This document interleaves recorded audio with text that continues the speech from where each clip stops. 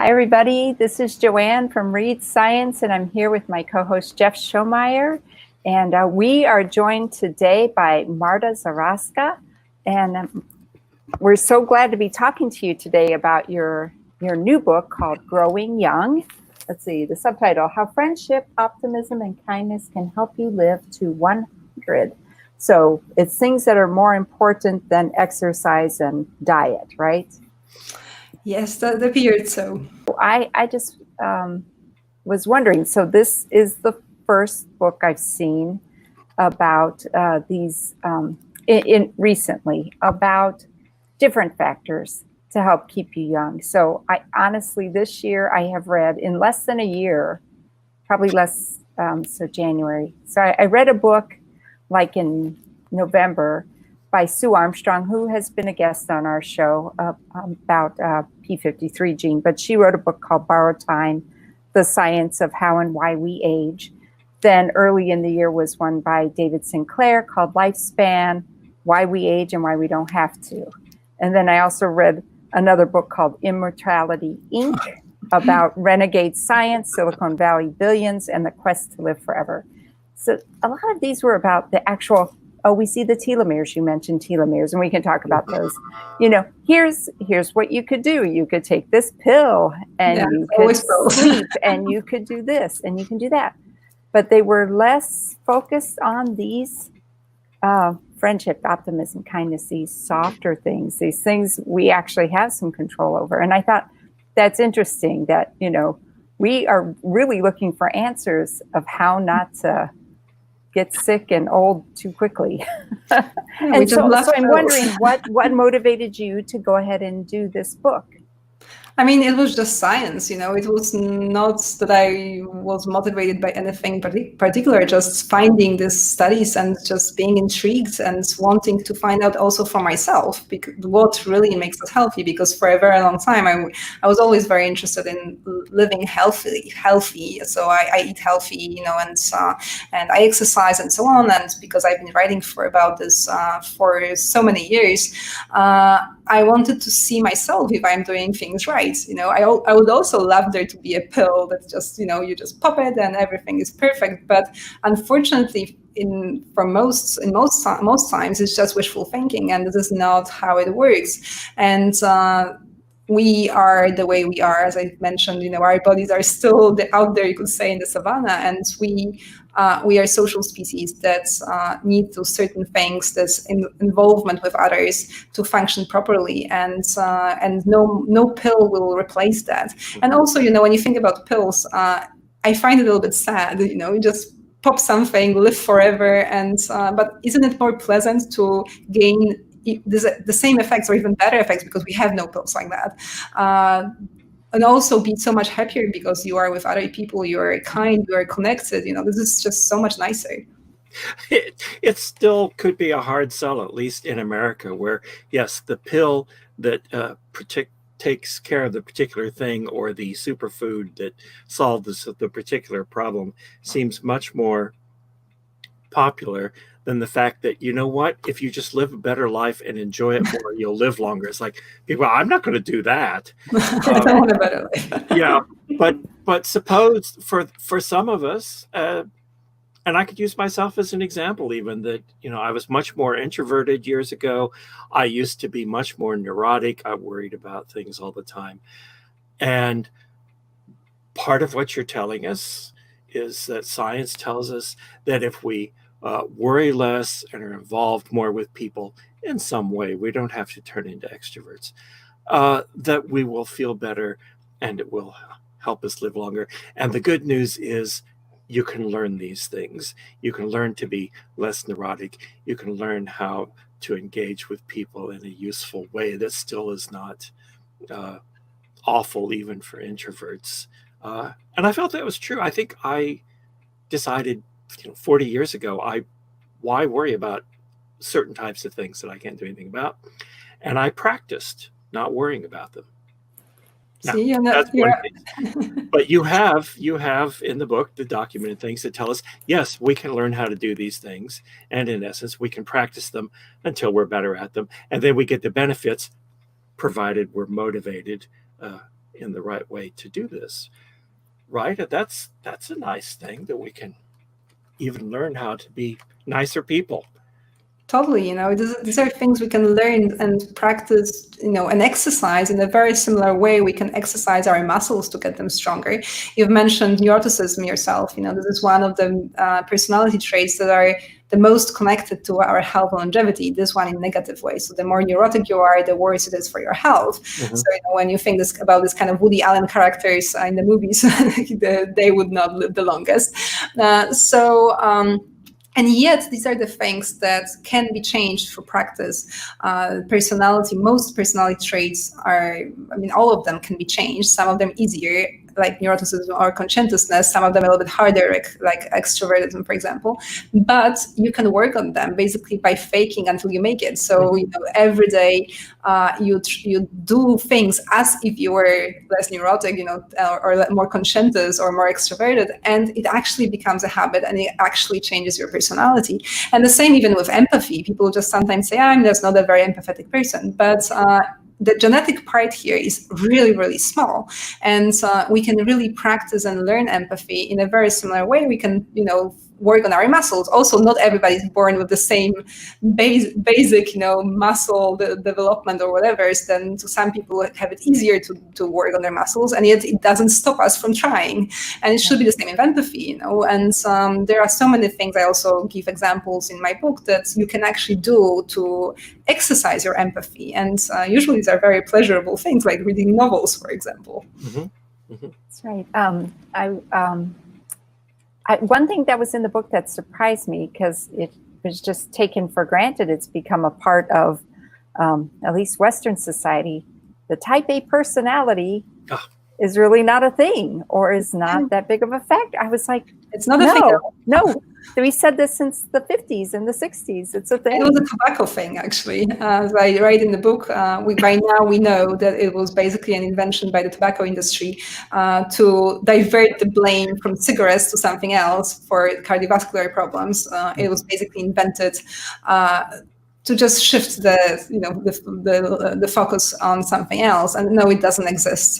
There is nothing like being a personality that's bad for your health or anything like that at all.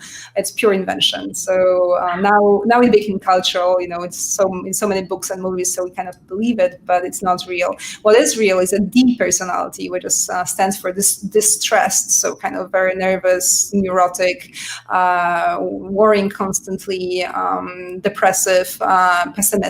So this is real, and it does have negative impact on health. But a personality, no. Mm-hmm. Wow. Yeah, that one blew me away. I went, really? No, that can't be. I'm so used to having a type A personality to, I don't have it, but, to think that, oh, yeah, there are type A personalities getting heart attacks. There are people who you could call type A personality, but it has nothing to do with their health or, their longevity at all. Mm-hmm. But mentioning it as a fabrication of the tobacco industry has a bigger relevance here. It's like in your book, you walk very nicely on the side of science and not pseudoscience. But how are average people going to be able to, so that you have some tips for how to say, these over here, we have studies that show you and can do these things, and we can trace it to effects, and we understand that will help your longevity. And what do you mean drinking this tea is not going to help, or something? Do you have some tips for how to avoid the pseudoscience and maybe stick with the scientific aspects? Read good science media. Read your book would be one. Yes, read my book.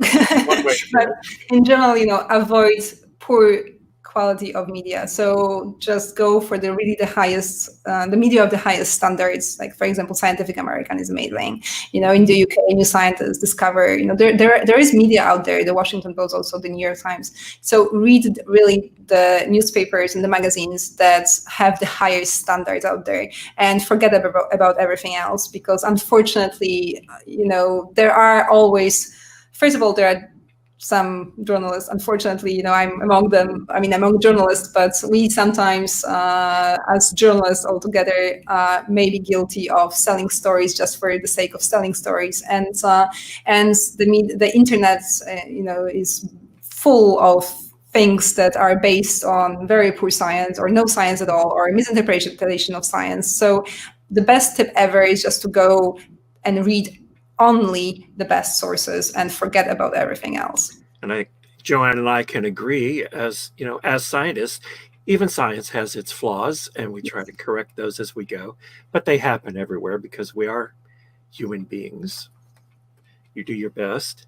Can we talk about cultural things? And just because, I don't know, Japan is fascinating, but you had a large look at what we can learn from Japan, including, where do I have it? Oh. Ikigai. Ikigai. Yes, Ikigai. I'm fascinated about the idea of Ikigai, purpose in life, which I feel like I'd like to come to before to figure out before I die. And I think I've seen a fascination with the Japan culture, and we look at it, we go, if we eat more rice, we'll live longer, or if we drink tea more slowly, we'll live longer, and things. And these may be true, but those are really the superficial parts that you talk about the Japanese and their culture and the Ikigai and what it is, in addition to being a little bit shorter, that enhances their longevity, is all these socio-cultural aspects that make a sharp contrast to the way Americans tend to run their lives.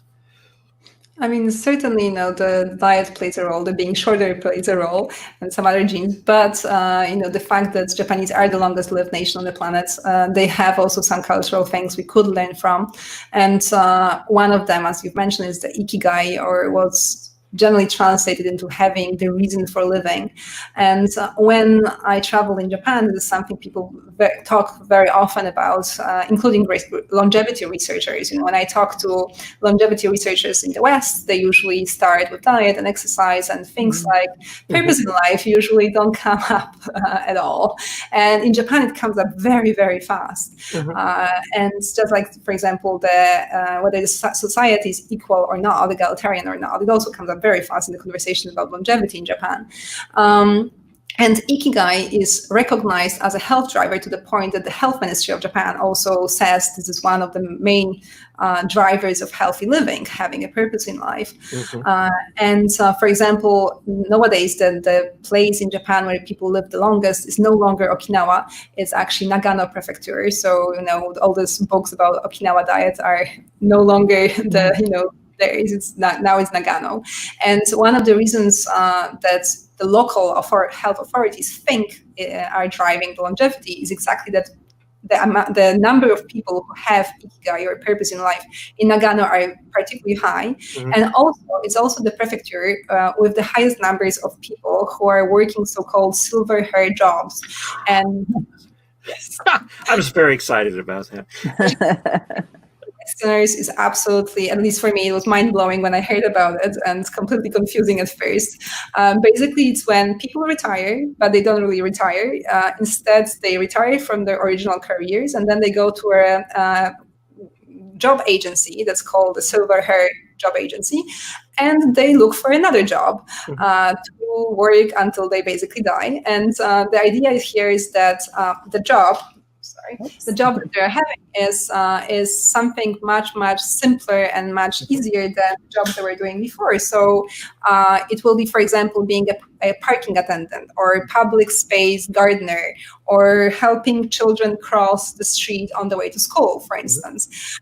So these are jobs, they don't do them for money. They do them purely for this kind of feeling of social inclusion and just being, useful and having a purpose in life and things like that. And it's very specific to Japan, but it also is very connected to this purpose in life and Ikigai, because the silver hair jobs are giving those people purpose in life and helping them live longer. So, and Nagano exactly is the place where those silver hair jobs are particularly popular.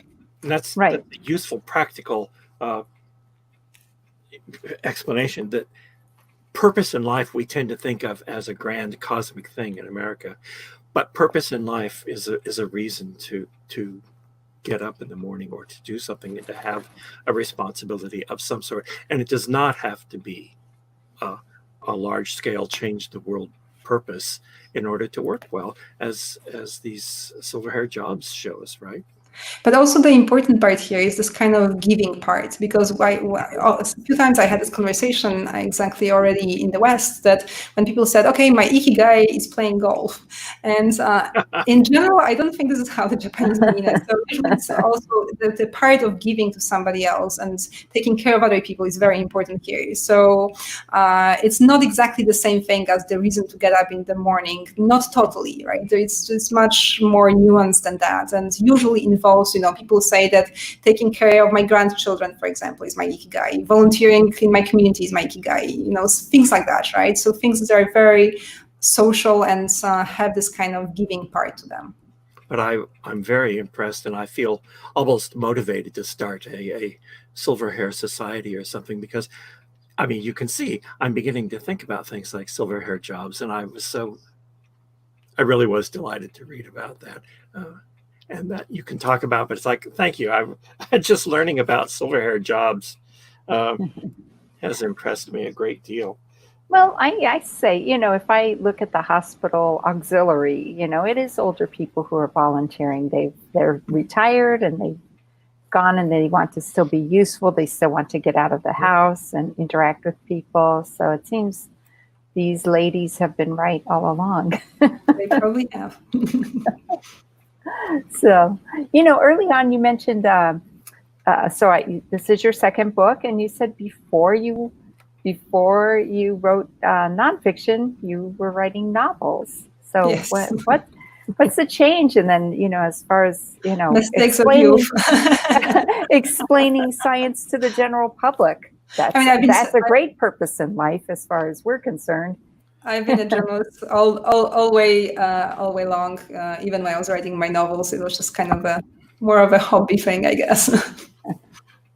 And did you gravitate towards science because you always had an interest in science, or it just ended up being the beat you were given? Or I mean, so the weird thing, I'm actually a lawyer, and when I tell it to people, I finished law school, and when people hear it, they're like, oh my god, it's completely different than science, and it has nothing to do with science. But actually, I often argue that being a lawyer actually prepared me amazingly for being a science journalist, because when you think about what lawyers do, they always look for weak points in the argument, right? They look at the data to check if it holds.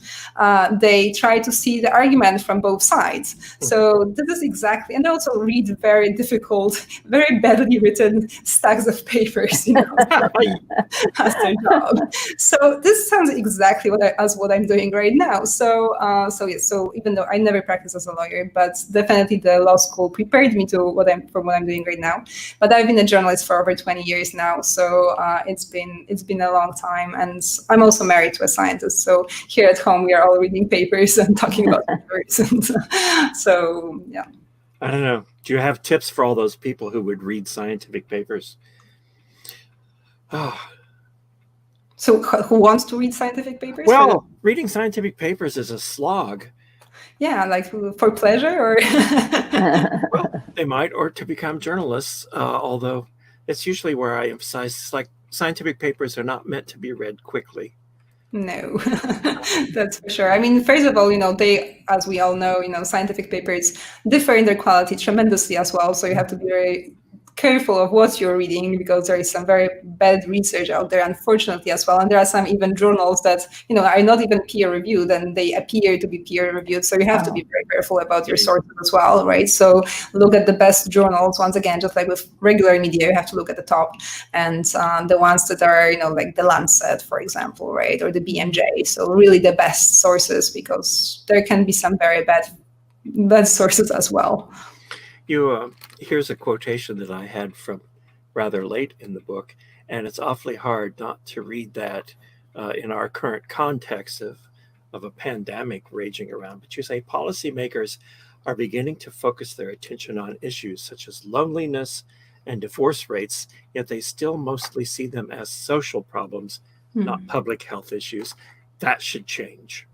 Yes, totally. And it is slowly changing. I just actually read a paper today on healthcare. It was a review on healthcare costs of loneliness in the UK. And it's been calculated that the cost to healthcare in the UK from loneliness are about $1,000 per lonely person per year, which, considering that there are 9 million lonely people in the UK, that would amount to about $9 billion to healthcare costs in the UK of loneliness. So these are very, very real numbers. And the British are beginning to recognize that, now they have, since 2018, they have a Minister for Loneliness. So in the government, right? So these things are beginning to be recognized. The same in the Netherlands, for example. They calculated how much neuroticism costs the healthcare. And the numbers were equally great. So, each neurotic person has actually you can calculate direct healthcare costs in, additional hospital visits, lost days of work, and so on, that's the healthcare has to pay.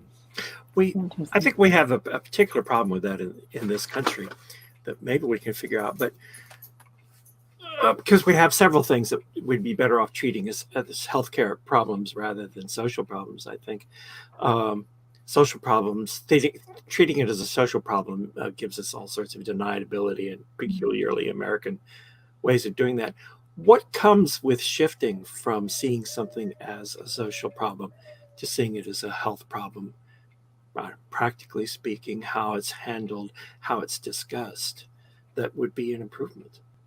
I mean, generally, then it puts money signs on everything. And, when you put money on things, people start to respond better and see it more as a problem than, something in someone's mind, that we understand numbers much faster, I guess. And when you exactly say that it's $9 billion, the cost of loneliness, then throw out, okay, that's something has to be done, right? So when it's just, okay, somebody's feeling not nice, that's much harder to measure. And we like to measure things. So I think that's puts much more of a spotlight on things and how they have to change.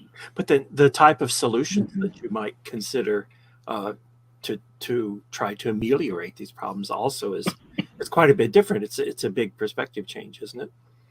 It is, but on the other hand, the same study I just mentioned before that I read today, it also put very direct numbers on interventions, and how each, for example, intervention, for example, £1 invested in an interventions for ameliorating loneliness can bring 1.3 pounds of return to the healthcare system. So, there are very, very direct numbers here that we can quote and of particular interventions and what can be done. So it's not all fluffy and, just it's possible to measure those things.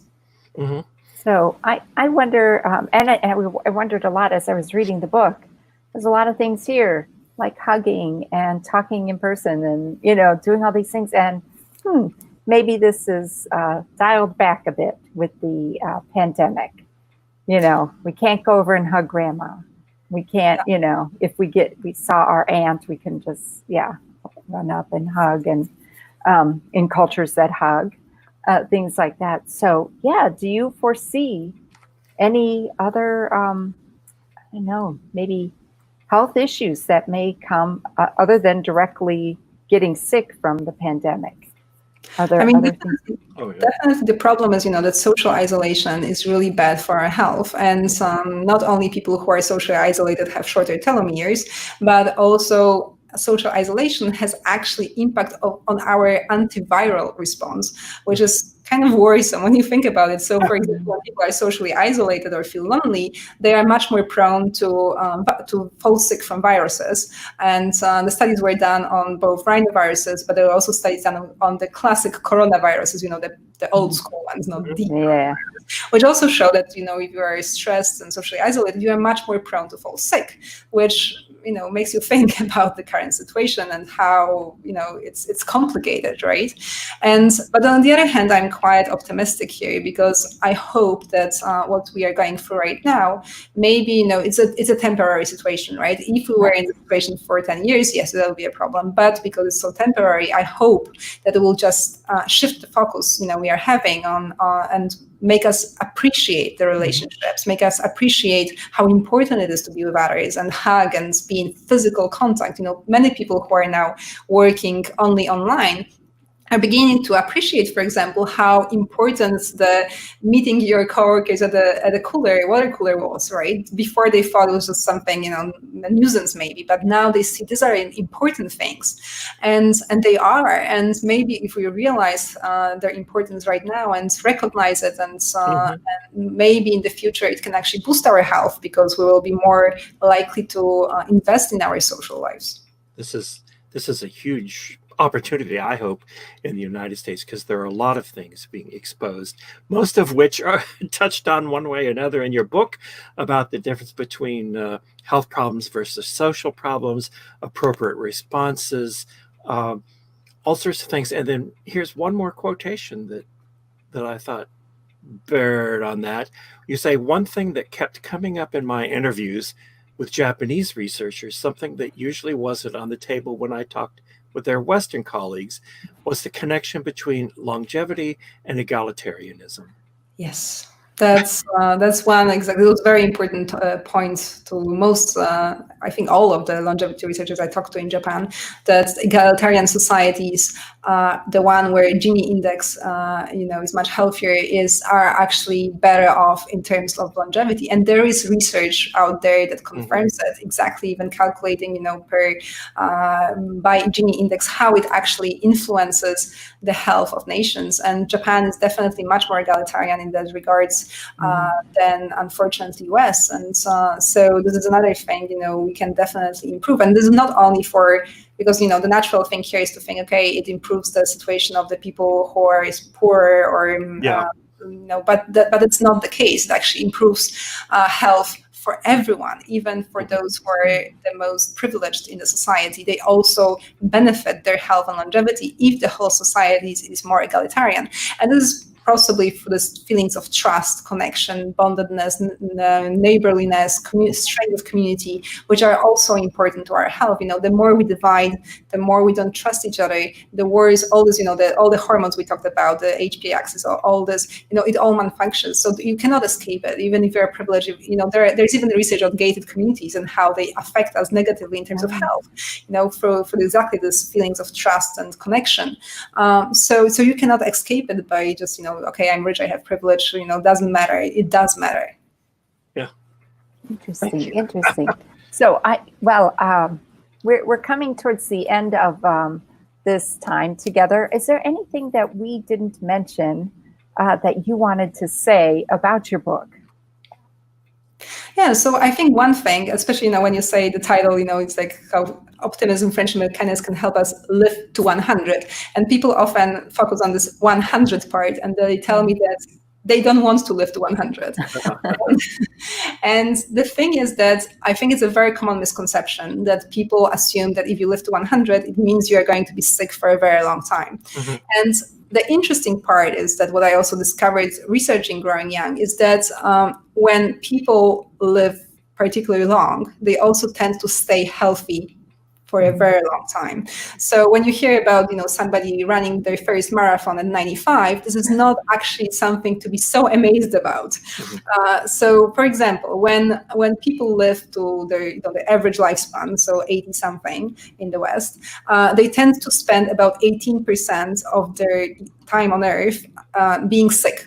Whereas people who are supercentenarians, so those who live to be 110 or more, they only spend about 5% of their time on Earth being sick. And 1 in 10 of those supercentenarians actually stays healthy until the very last 3 months of their lives. So imagine that you live to be 111 and you're only 3 months sick, right? That's absolutely amazing. So it's not. It's actually the longer you live, the healthier you are. The longer you live, it's all connected. It's not that you'll live long, so you'll be sick for 30 years.